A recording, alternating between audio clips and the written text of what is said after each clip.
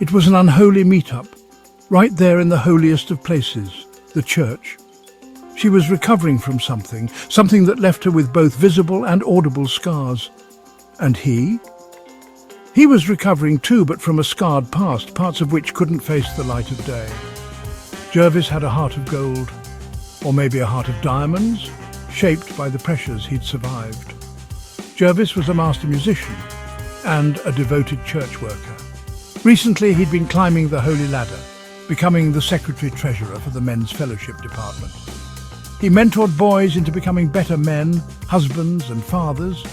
Brother Jervis was fast becoming an icon and a staple in the church.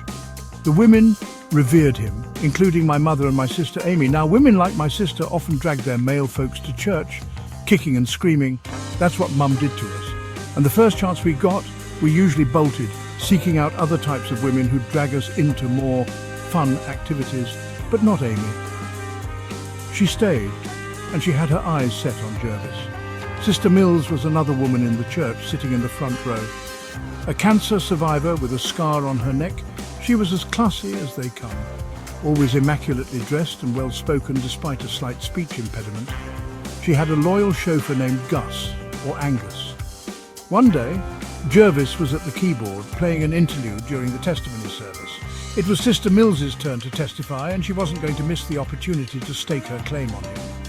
She took the microphone and, in response to Jervis's inquiry about her scar, announced, "He wants to check me out." She then bared her soul, trying to win him over. The congregation was riveted. Jervis, however, got up and left. Without him, the remaining musicians didn't stand a chance. One by one, they left too. Why did Sister Mills behave this way, and what effect did her behaviour have? Jervis, a former gangbanger, was now a man of faith, trying to save himself and his son. He wanted to remake himself and win full custody of his boy. Sister Mills, like many other women in the church, had her sights set on him, but her approach was anything but subtle. Amy, my sister, was different. She took things slowly. She had already broken the church's rules once, getting pregnant out of wedlock.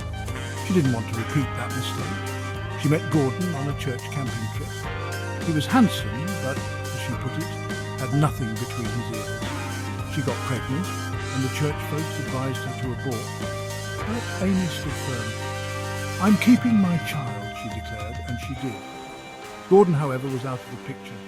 "Thanks for my child," he told her, "and have a great life. You deserve it." That was the end of their story.